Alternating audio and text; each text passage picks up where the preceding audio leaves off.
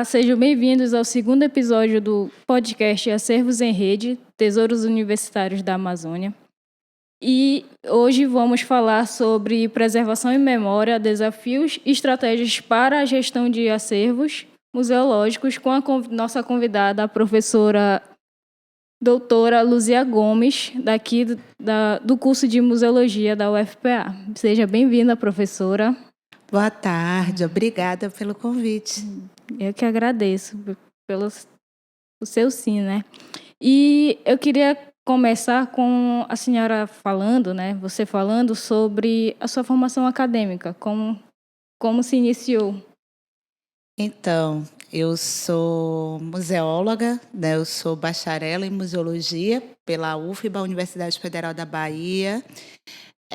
Sou mestre em antropologia social aqui pela Universidade Federal do Pará. E sou doutora em museologia pela Universidade Lusófona de Humanidades e Tecnologias de Lisboa. É um currículo bem grande, né? Mas enriquecedor. E sou poeta. Mais uma para o currículo. Uhum. Hoje a gente vai falar sobre esses desafios, né, que acervos, coleções e museus eles enfrentam. E, assim, o que você pode dizer em primeira linha, né, em primeiro pensamento, sobre isso? Eu acredito que pensar na preservação de acervos na contemporaneidade é preciso pensar no que esses acervos, o que é essa cultura material, ela nos possibilita pensar sobre a sociedade do nosso tempo, sobre as demandas sociais que estão sendo colocadas para o nosso tempo. As demandas sociais, que sejam oriundas de raça, de sexualidade, de gênero, de classe.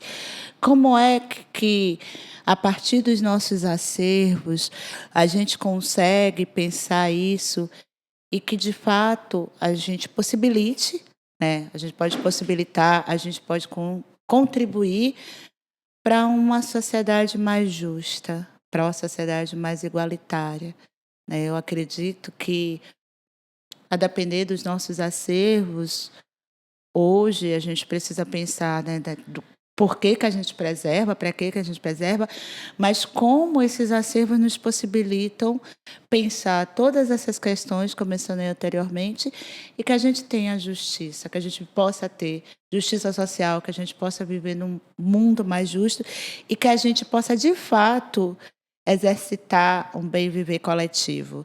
Os acervos vão dar conta disso tudo? Não.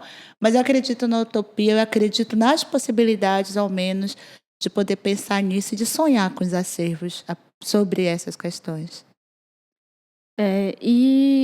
Assim, quando a gente fala sobre desafios em relação a isso, a gente fala também sobre a preservação da memória. Porque cada acervo ele traz uma memória com ele, né? E isso acaba que, se algo acontece com aquele acervo, com aquele objeto, acaba também envolvendo a memória que ele traz. E o que você pode dizer, assim, como é que a gente pode preservar mais dessa memória para que não seja perdida? A memória, ela é sempre um processo do presente, né? A memória, ela é construída e reconstruída a partir do presente, a partir das demandas que a gente tem, né, desse presente e que a gente faz, né? Que eu posso dizer, a gente vai pensar esse passado sempre a partir desse presente, né, e dessa memória. Mas eu acho que é importante pensar naquilo que vem sendo discutido há um tempo, no direito à memória, né, e que memórias nós estamos preservando, e que memórias nós buscamos preservar a partir desses acervos, né? Então, quais são as memórias que nós pretendemos preservar e de que forma pretendemos preservar a partir desses acervos que nós temos aqui nesse contexto amazônico, né? Então, quando a gente vai pensar, e aí eu não estou falando só da parte prática, né, de que a gente faz dentro da museologia. Eu estou pensando mesmo nas questões éticas que a gente precisa pensar quando a gente está falando de preservação de memória, né? Sim. E pegando já esse ponto de vista, você tem em mente estratégias que você acredita que possam ser eficazes para lidar com esses desafios em relação à preservação? Olha, eu não sei, assim, eu acredito que, assim, cada acervo é um acervo e que vai nos possibilitar pensar coisas diferentes, né? Eu acredito que os acervos, o ano passado eu participei de um evento que o tema era Como sonham os acervos. Eu acredito que os acervos nos possibilitam sonhar e que os próprios acervos sonham. Como assim, professor? Os acervos estão lá, os objetos sonhando? Sim, sonham. Né? Porque se a gente entender que os objetos, as coisas que compõem os acervos, que compõem as coleções, eles foram criados por pessoas, né? São pessoas que criaram, são pessoas que cuidam desses acervos, são pessoas que colocam esses acervos para um trabalho de exposição, para comunicar com o público. A gente pode acreditar que esses acervos sonham. Quais são os sonhos que a gente quer sonhar com esses acervos, né? Eu acredito que as estratégias passam, sim, pela parte do nosso trabalho enquanto museólogas e museólogos, que é dessa parte, cuidar, conservar, documentar, buscar pesquisar. Isso é uma estratégia de preservação, mas eu acredito que também passa para pensar o que esses acervos sonham, o que eles nos possibilitam sonhar, né? Porque eu não acredito que a gente possa manter os acervos só pela sua fisicalidade, né? Eu acredito que os acervos, eles nos possibilitam ir além e pensar que sociedade é essa que a gente está, que sociedade nós queremos e quais são os sonhos que podemos sonhar junto com esses acervos. E a sua fala me fez refletir bastante, porque antigamente, muito antes de entrar, de pensar em fazer museologia, né? Eu não era tão ligada assim a museus, né? E o meu pensamento era, acho que como boa parte da sociedade, em relação a museus só tem coisa velha. Museu só fala do passado. Não, ele fala do presente também. Ele fala, como você mesma citou, ele fala da memória do presente. Porque é um decorrer, é um ciclo que cada acervo, cada objeto vai passando, só que esse ciclo ele não se repete totalmente, ele sempre traz algo novo pro nosso ver. E quando eu passei a pesquisar sobre o curso de museologia, né, que foi a paixão à primeira vista, eu comecei a desmitificar todos esses pensamentos, porque não tem museus que falam somente do passado, tem vários tipos de museus, lógico, né? Mas que isso veio fazer eu refletir em relação à memória, à preservação também. E eu queria saber também como que atualmente a gente vive em um mundo de muitas tecnologias. E como que essas tecnologias elas podem ajudar cada acervo? Bem, eu não sou pessoa muito das novas tecnologias, mas vamos lá. Eu ainda escrevo as coisas no caderno, mas vamos lá. Né? Eu acredito que as novas tecnologias, né, que a gente pode ter, inclusive a gente está aqui, né, nesse aparato tecnológico aqui, elas podem possibilitar que esses acervos cheguem para outras pessoas, no sentido assim. A gente não pode negar que a gente hoje vive num mundo onde as pessoas fazem tudo pela tela, né? As pessoas, inclusive as pessoas nas exposições, né? Ultimamente eu visitei algumas exposições que eu ficava muito inquieta, que parecia que as pessoas estavam vendo a exposição pelo celular, né? Elas chegam na frente da obra, na frente do objeto, elas fotografam, elas não olham mais, né? Elas não param para olhar. né? O olhar, quer dizer, não é que é para não olhar, é porque está olhando a partir dessa tela que é esse registro. Então, eu acredito que, por exemplo, pensando nas nossas realidades, muitas vezes a gente não tem como expor o acervo totalmente, ou a gente não tem como não tem o espaço adequado para fazer com que aquele acervo comunique com o público. Acredito que é possível pensar formas de comunicação, de socialização desse acervo a partir de ferramentas tecnológicas. E eu não estou falando de museu virtual, estou pensando em outras formas de dinamização do acervo a partir de novos referenciais, porque até mesmo pensar, né, nessa possibilidade que a gente tem das pessoas acessarem. E claro que também a gente também está falando a partir de um contexto, né? Porque a gente sabe que a gente ainda vive numa sociedade onde muitas pessoas não têm acesso a esse aparato tecnológico, né? A gente está falando de lugares que ainda não têm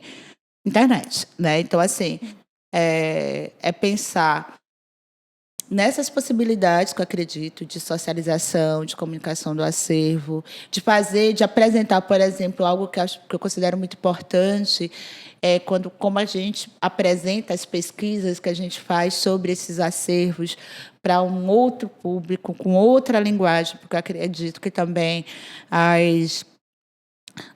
pensar nessas novas tecnologias, né, ou dessas tecnologias digitais, ela nos possibilita ter que repensar, inclusive, a nossa própria linguagem para falar dos acervos, para falar das nossas pesquisas, para falar dos trabalhos que a gente desenvolve, que a gente realiza com esses acervos. Então, acredito que tem essas possibilidades para que a gente repense outros diálogos com as tecnologias para pensar os nossos acervos, né? E de que forma a gente possa fazer outros públicos conhecer os nossos acervos, mas também os nossos trabalhos com esses acervos, as nossas pesquisas, né? Isso acredito que é uma possibilidade. Sim, e você falando disso em relação a públicos que ainda não têm essa tecnologia, que muitos lugares ainda não têm internet, né? Me fez lembrar de um trabalho de uma conhecida da família, que ela fez o curso de publicidade e propaganda. E ela fez uma ação na minha cidade, né, em Soure, lá no Marajó, que em uma das comunidades de lá, ela fez uma oficina de fotografia e foi exposta aqui em Belém, essa oficina. Todas as fotografias que foram tiradas. E me fez lembrar esse caso em si, porque ela conseguiu levar essa tecnologia, né, que é a fotografia, que até então muitas pessoas não sabiam, não tinham esse contato direto em relação a isso, e fez com que elas começassem a ter essa relação de que a tecnologia ela pode ajudar, sim, dependendo de qual ação a pessoa vai usar, né? E parando para pensar, os museus, coleções, a gente pode usar essa tecnologia para isso, porque às vezes assim, a gente não está num lugar, mas a gente quer saber sobre aquele lugar. E pode ter essa pesquisa. E também pode levar as nossas pesquisas, porque na museologia são muitas pesquisas relacionadas a vários contextos, a vários temas que podem ser levados. Não digo só nas redes sociais, na internet, mas também a gente pode levar o público diretamente, fazendo uma apresentação, mostrando as fotos, os registros que a gente tira. E uma curiosidade, assim, minha, né, em relação à preservação da memória. Como você começou, assim, como você começou a pensar o início do pensamento em relação a preservar a memória, trabalhar com a memória. Então, aí tem a ver com o meu lugar, né? Eu sou do Recôncavo Baiano, né? Eu cresci entre São Félix e Cachoeira. Cachoeira é uma cidade que desde a década de...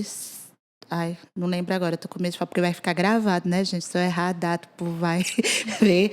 Mas, enfim, desde o século XX, mais da metade do século XX, Cachoeira foi uma cidade que teve seu patrimônio arquitetônico tombado.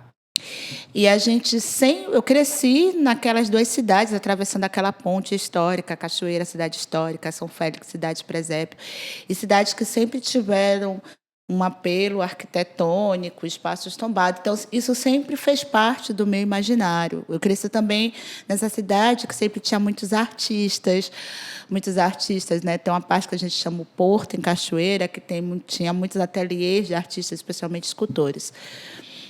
E essa coisa com a memória, também cresci em terreiros de candomblé, essa coisa com a memória sempre fez parte da minha vida, que não era um discurso elaborado teoricamente, né? Mas eu sabia que a cidade tinha importância histórica, eu sabia que os terreiros tinham importância histórica, eu sabia da importância daqueles artistas para a cidade.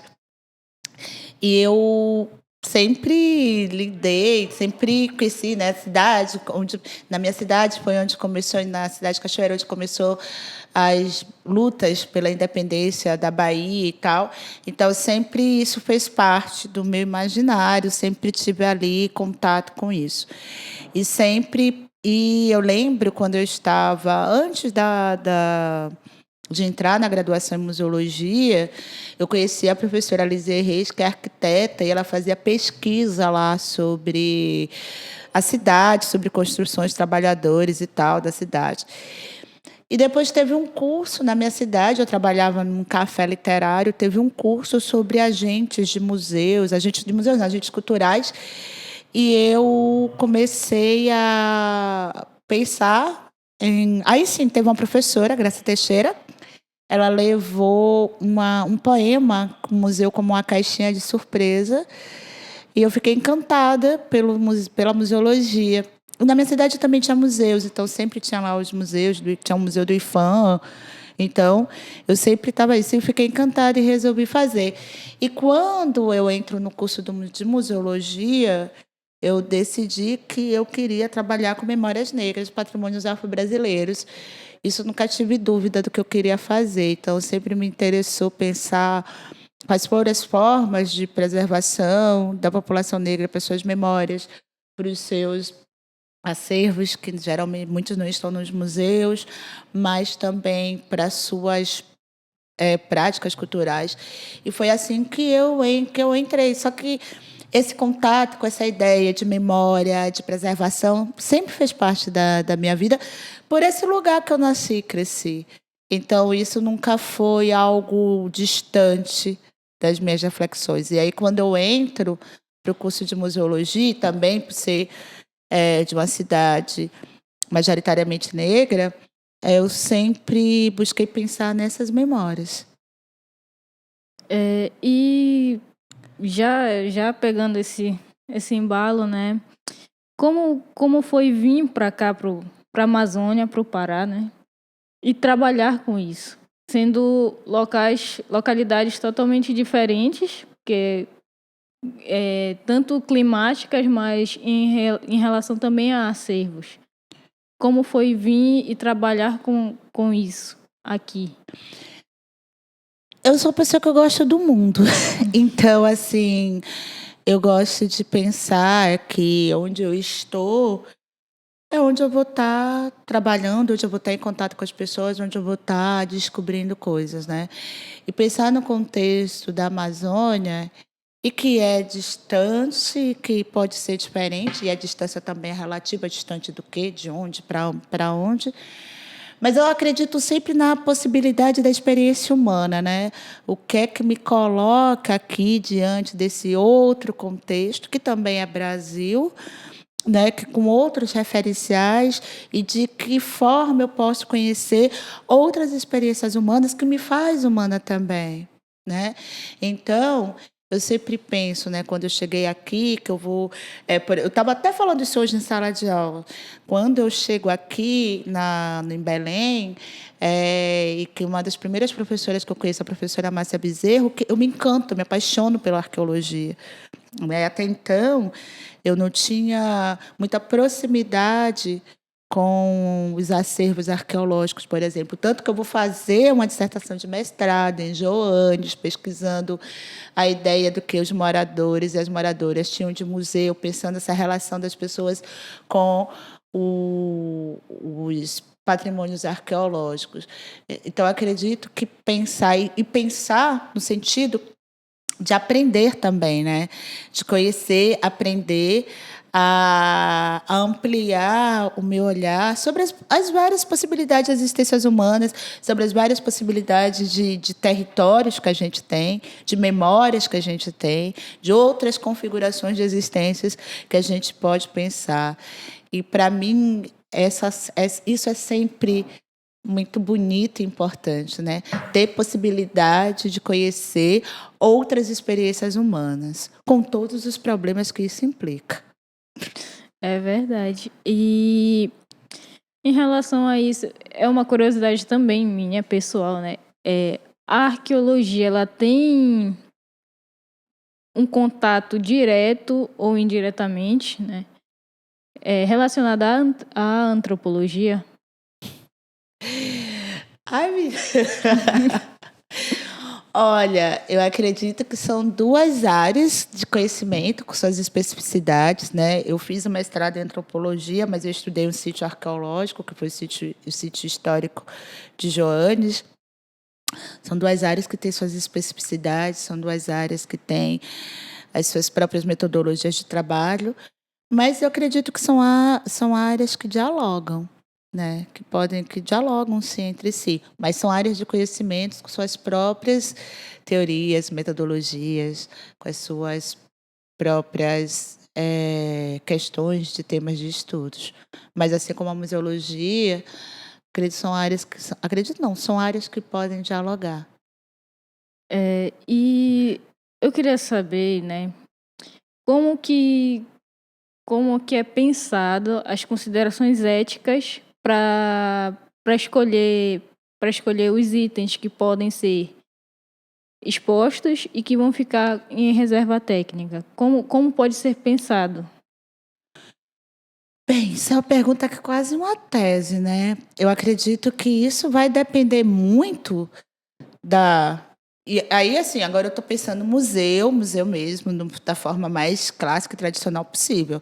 Eu acredito que isso tudo depende da missão do museu, depende da política de acervo do museu, né? Depende do próprio regimento do plano museológico do museu, né? Então, assim, isso vai ser acordado a partir das pessoas que trabalham nesse espaço, né? É claro que dentro, se a gente for pensar, né, tem todo o código de ética para coleções do Conselho Internacional de Museus, que são documentos que a gente precisa ler, estar atento e atento. Tem toda a política nacional de museus, né, com todos o Estatuto de Museus, onde são documentos que a gente precisa pensar e ter conhecimento para a gente pensar nas políticas de acervos, mas isso também depende muito dessa possibilidade de como isso foi acordado no plano museológico, na missão, na política de acervo.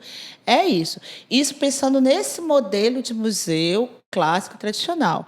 Agora, quando a gente está pensando em outras tipologias de museus, né, museus comunitários, ecomuseus, aí eu acredito que tem que se pensar na gestão compartilhada.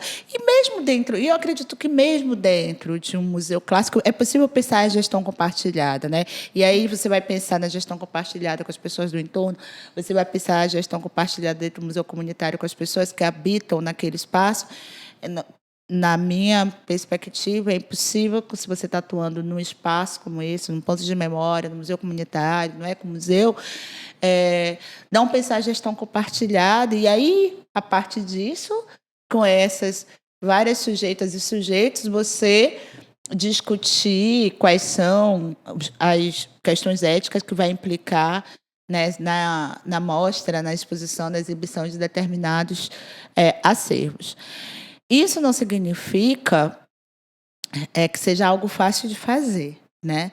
Mas quando a gente está pensando nos museus mais clássicos e tradicionais, a gente precisa pensar quais são as políticas de acervo, como isso está dentro do plano museológico, né? Como isso é feita a partir dos diálogos com a equipe, né, que trabalham com os determinados acervos, né, porque a gente precisa, né, os museus têm que ter plano museológico, a gente precisa dentro desse plano museológico ter as nossas políticas de acervos, nossos programas de documentação, conservação, exposição, né, de aquisição, como é que é feito como esses protocolos são criados e como esses protocolos são operacionalizados.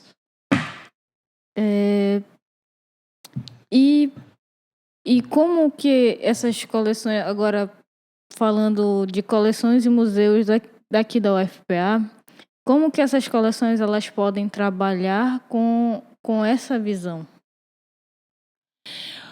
Olha, as coleções da universidade, né, já parte da premissa que são coleções que têm que ser pesquisadas, né? Então, a gente está numa instituição de ensino, pesquisa e extensão. Então, a gente está no espaço onde esses acervos, acima de tudo, serão pesquisados e precisam ser pesquisados, gerar conhecimentos a partir dessas pesquisas que nos possibilite, né, entender a Amazônia, pensar a Amazônia. Eu acredito que pensar a partir desses acervos, né, algo que eu falei no início, que é quais são essas memórias que a gente está trabalhando, que a gente está guardando aqui dentro, que memórias são essas, né? Em termos das pesquisas, né? Essas pesquisas vão nos possibilitar conhecer esses acervos, mas o que é que a gente está querendo apresentar para o público a partir dessas coleções, das pesquisas com essas coleções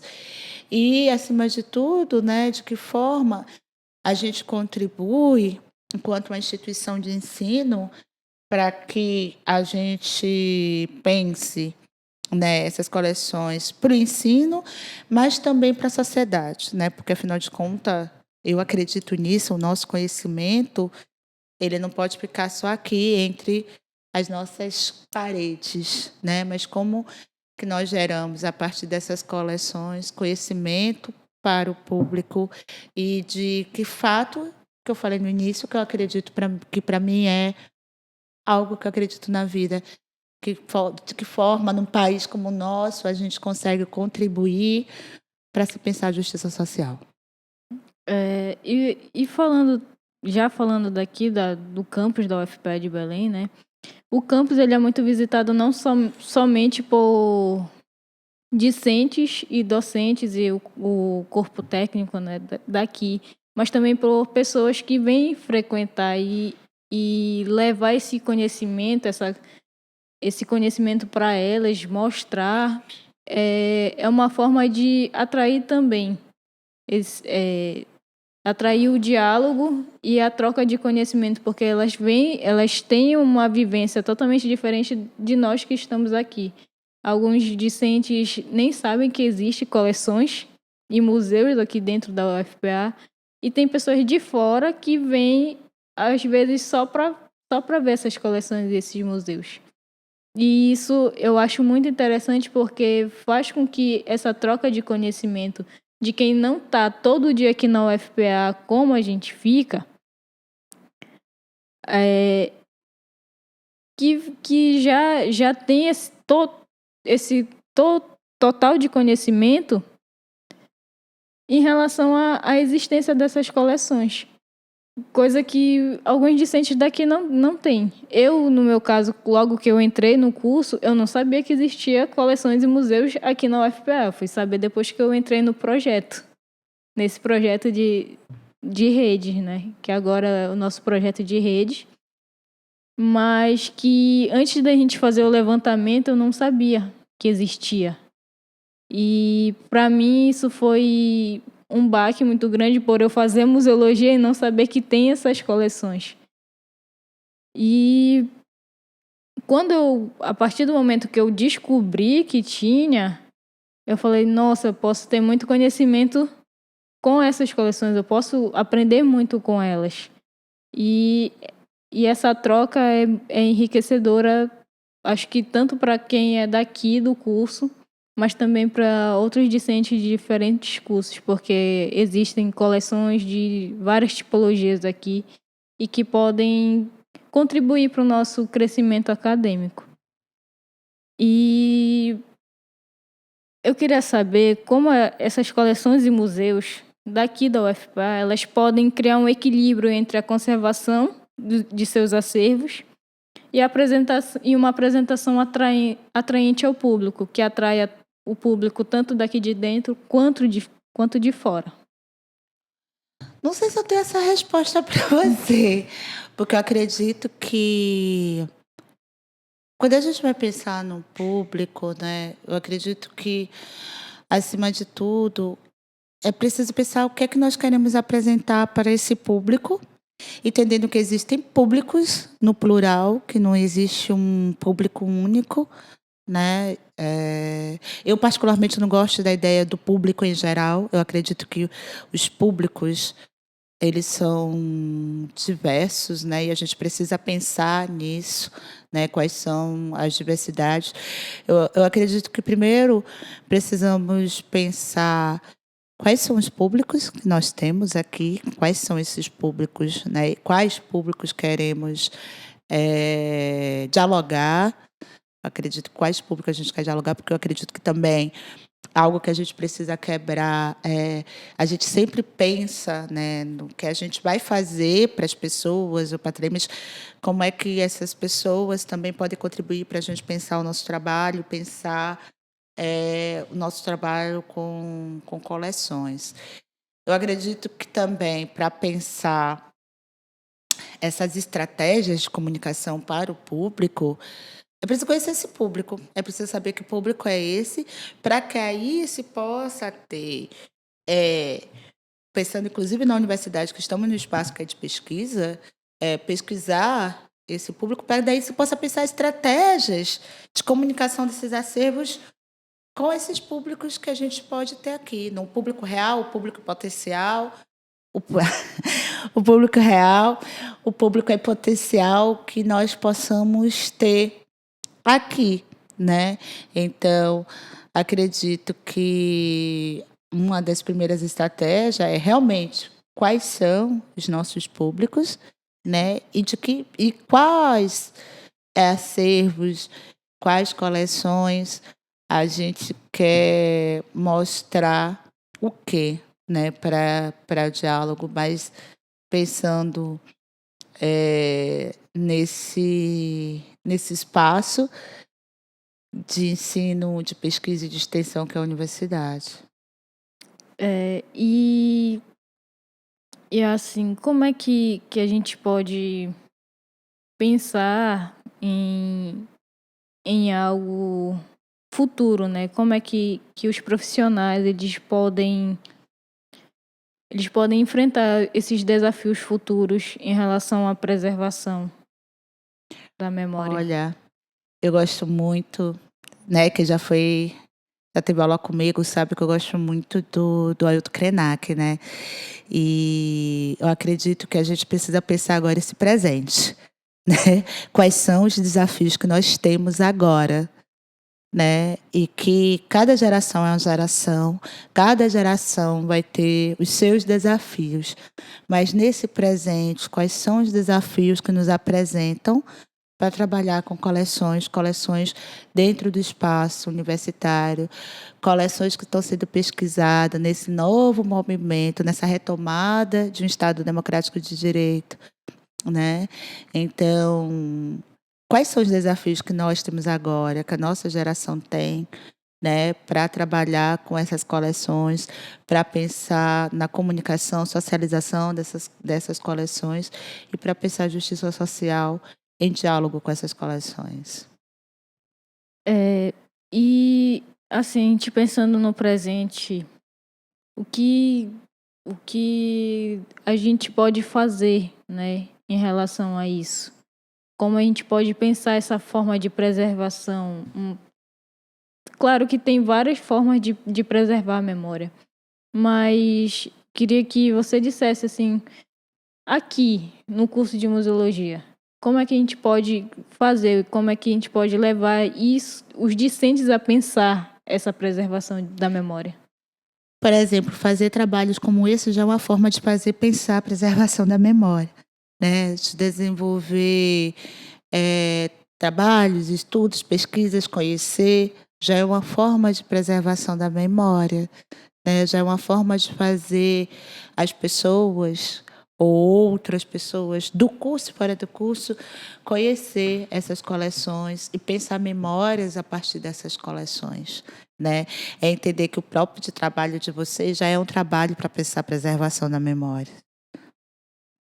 Realmente, porque a gente trabalha com as coleções, tanto indiretamente como direto com as coleções. E a gente estuda realmente, a gente fez um levantamento das coleções e estudou sobre elas. Porque a gente realmente, para a gente preservar, a gente tem que conhecer, né? E conhecendo essas coleções, eu acho que a gente consegue levar o nosso conhecimento, a nossa visão, quanto discentes de museologia para outras pessoas e levar o nosso conhecimento também para elas. E eu queria saber, assim, a tua visão como museóloga mesmo, como enxerga essa importância relacionada à importância da preservação da memória relacionada aos acervos museológicos, tanto daqui da UFPA como num todo?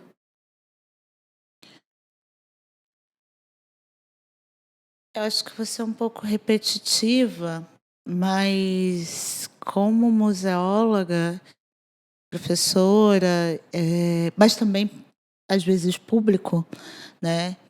Eu acredito que essas coleções da universidade, ela tem esse diferencial de estar abrigada em um espaço de ensino, pesquisa e extensão. Então, como a partir da pesquisa a gente pode trazer essas coleções para serem para o ensino, né, e para projetos de extensão. Então, eu acredito que a preservação da memória ela se dá de diferentes formas, né? Não é só dentro de uma reserva técnica, ou não é só com um acervo, passando por esses procedimentos para a gente pensar processos de musealização. Elas podem se dar em diferentes espaços, de diferentes formas. Mas aqui, pelo menos no que eu posso pensar, a gente está nesse espaço que trabalha com pesquisa e extensão. E é a partir disso que a gente precisa pensar a preservação da memória, né? Sim. Então, é realizando essas ações de ensino, pesquisa e extensão que a gente pode pensar a preservação da memória com essas coleções que nós temos aqui. E vindo da tua fala, já engaja na minha outra pergunta, né? Que é como que esses acervos museológicos daqui, eles contribuem, possam contribuir para a pesquisa acadêmica. Olha, eu acredito, aí assim, como museóloga, eu acredito que qualquer acervo ele é importante para a pesquisa acadêmica, né? E qualquer acervo ele contribui no sentido que a gente possa pesquisá-los, buscando entender o que a gente é, o que é a nossa sociedade, o que a gente pode intervir no mundo, o que a gente pode, sim, que pode também parecer utópico, mas eu acredito, o que a gente pode transformar. Porque a gente vive num país altamente desigual. Então, fazer pesquisa apenas para o meu deleite não dá. Então, como é que a gente pensa com as nossas pesquisas, com os nossos acervos, intervenções sociais, justiça social, e de que forma a gente pode transformar essa sociedade não abrindo mão dos nossos sonhos, né? Então, todo e qualquer acervo, seja daqui, seja de fora, ele é importante na medida que nos faz pensar o que nós somos enquanto seres sociais, sujeitos de uma sociedade, mas também no que ele contribui para a gente pensar as mazelas dessa sociedade, mas também o que ele contribui para nos dar possibilidade de esperançar, de sonhar e de transformar. E já caminhando assim para o final, né, desse episódio, eu gostaria que você deixasse assim um recado, tanto principalmente para os discentes, né, do curso de museologia, mas para a sociedade.